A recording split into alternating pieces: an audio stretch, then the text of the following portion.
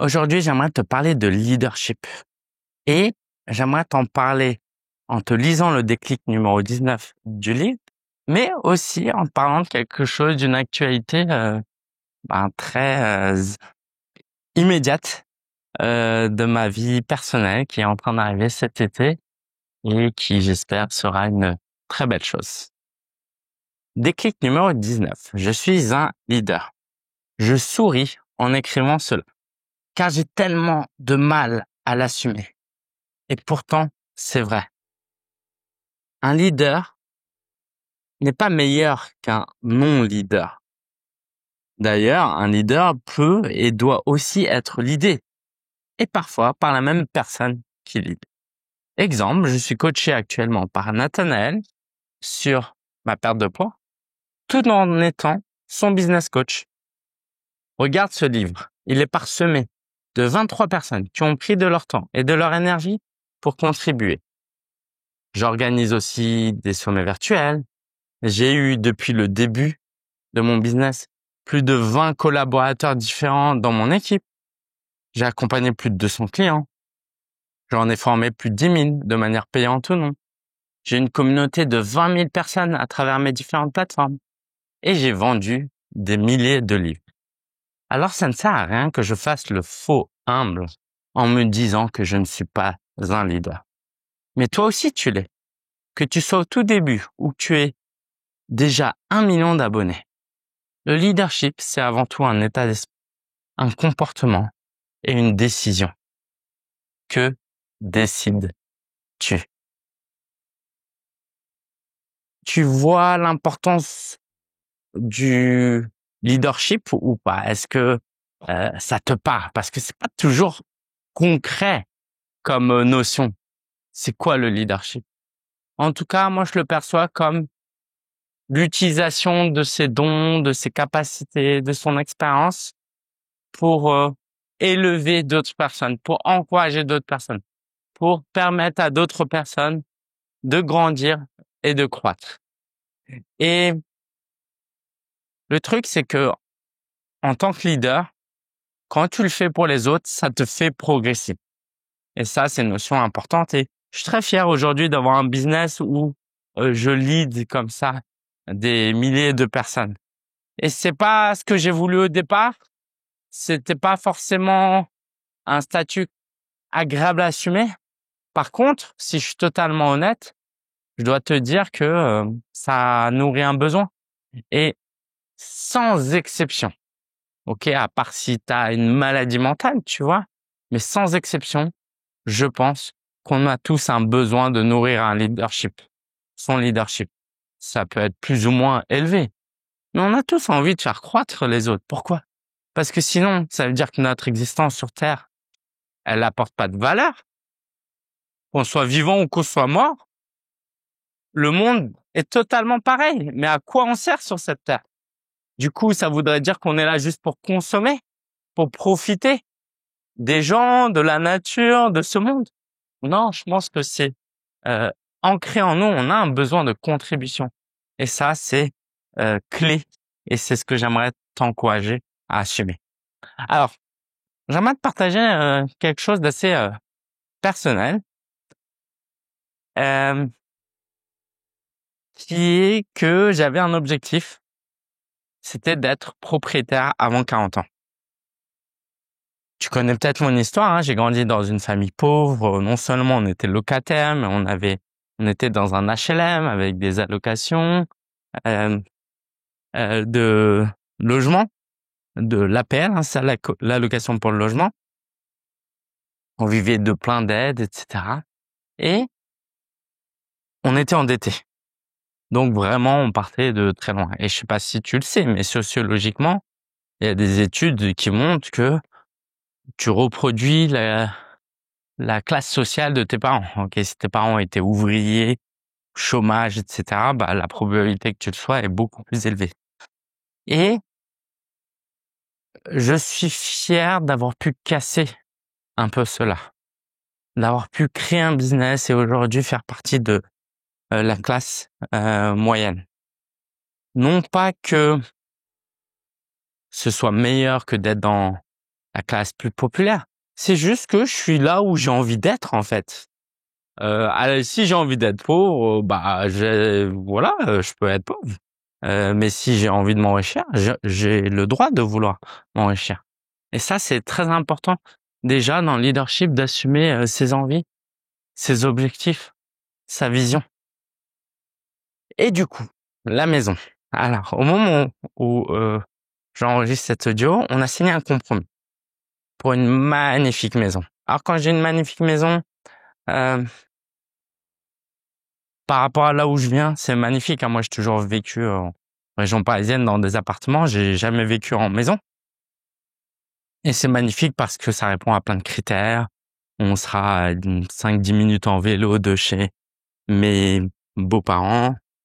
On sera à 5-10 minutes de l'église où je vais tous les dimanches, dans la ville de Bar, B-A-2-R, en Alsace. Si jamais un jour tu passes et que tu aimerais faire coucou, envoie-moi un email.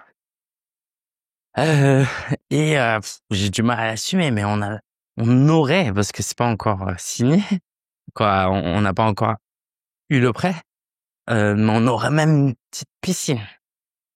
Et pour moi, c'est incroyable de vivre ça. Mais là où j'aimerais en venir, c'est que c'est pas arrivé du jour au lendemain. J'ai dû à un moment donné faire preuve de leadership et c'était pas totalement agréable. Alors je vais pas entrer dans trop de détails parce que ça implique mon épouse, mais disons que on avait le même projet avec mon épouse, mais que cette recherche de maison avec tout ce que ça implique, c'était un peu inconfortable pour elle. On va dire ça comme ça, notamment parce que on est crevé, on est fatigué avec les enfants, on manque de temps, voilà. Donc c'était inconfortable. Mais aussi parce que ça crée des peurs aussi euh, d'acheter, parce que ce serait vraiment notre premier bien, notre bien. Donc c'est de s'endetter, de changer de vie, de redéménager, tout ça. Donc toutes ces peurs, j'ai dû entre guillemets les affronter alors que mon épouse est dans mon camp, tu vois, et qu'on est dans la même équipe et on n'est pas du tout rivaux, on est euh, dans la même équipe. Mais le leadership, c'est ça. C'est parfois, il y a des gens autour de toi qui veulent la même chose que toi, mais c'est inconfortable. Et toi, faut que tu prennes le leadership. Et du coup, on a visité 11 maisons en l'espace de 40 jours. Alors que pour nous, c'est énorme, hein. Et on a eu des discussions, parfois un peu houleuses, etc., etc. Et puis, on est tombé sur cette maison et on est hyper fiers. Donc là, on va avoir un rendez-vous à la banque. Euh, A priori, ça avance bien. On verra. Je préfère pas me réjouir en avance parce que en tant qu'entrepreneur aussi, mon dossier n'est pas aussi bon que quelqu'un en CDI, on va dire c'est comme ça. Et j'ai envie de te faire le parallèle avec tes prospects, tes clients. Il y a des gens qui veulent aller dans la même direction que toi. Ils ont envie de croître et tu as envie de les aider à croître.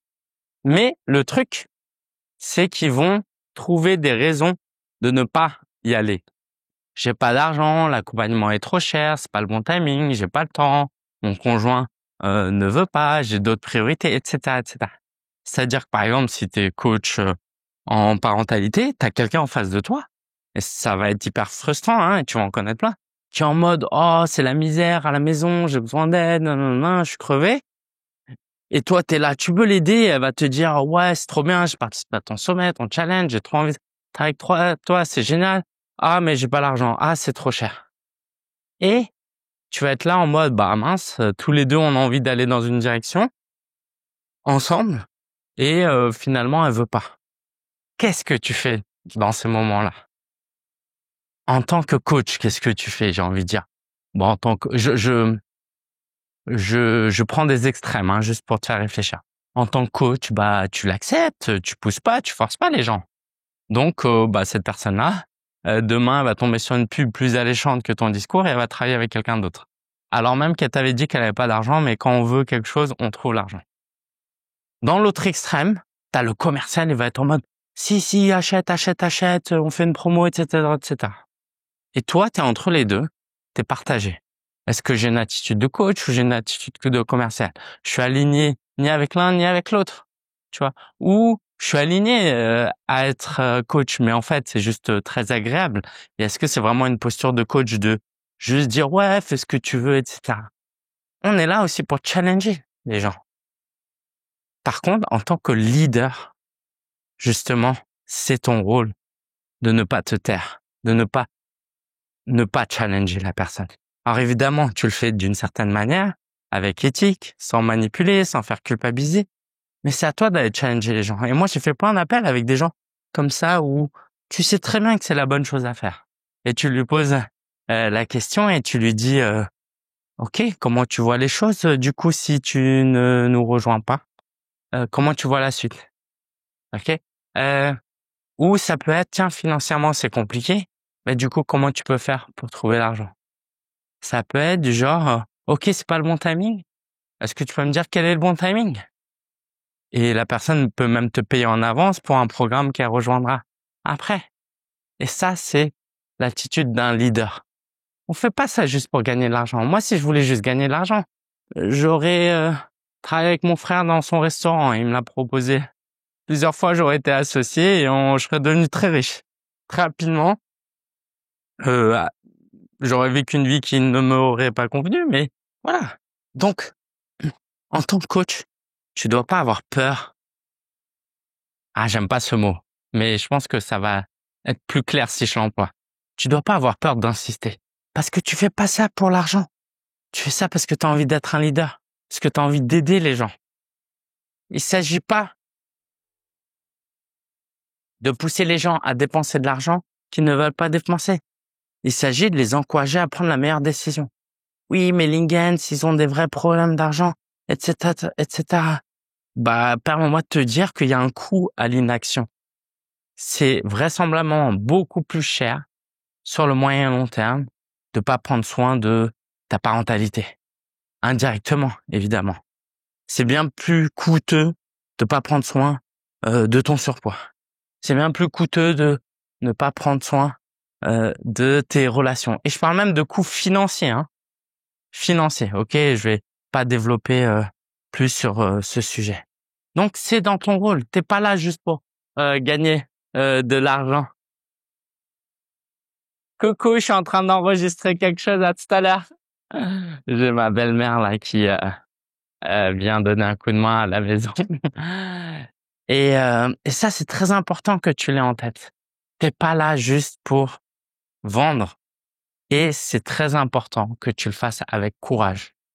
Et être un leader, c'est parfois essuyer des refus. Quelquefois, on dit qu'on veut pas insister, mais la réalité est qu'on veut respecter l'autre. Évidemment qu'on veut respecter la vie de l'autre. Mais la réalité, c'est que tu veux éviter l'inconfort de passer pour quelqu'un de relou. Tu veux éviter l'inconfort de passer pour quelqu'un de relou. C'est pas du tout altruiste. C'est pas, oh, je veux respecter la vie de la personne. Non, non, non, non. Non. La réalité, c'est que tu veux éviter l'inconfort de passer pour un vendeur de tapis.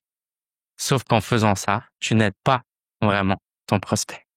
Si tu as besoin de travailler sur ça, si tu as envie de bosser sur ça, pour rappel, jusqu'au 30 septembre, tu peux prendre une session avec moi dans la limite des places disponibles. C'est gratuit et c'est uniquement pour les lecteurs du livre Business Mindset. Si tu l'as pas encore, retrouve le lien en description. Il coûte seulement 17 €, frais de port offerts partout dans le monde. Et j'espère que tu vas pouvoir profiter de cet appel, de cette invitation et qu'on va pouvoir échanger et que je vais pouvoir t'aider aussi sur cette posture de leader. Ciao, ciao et à demain.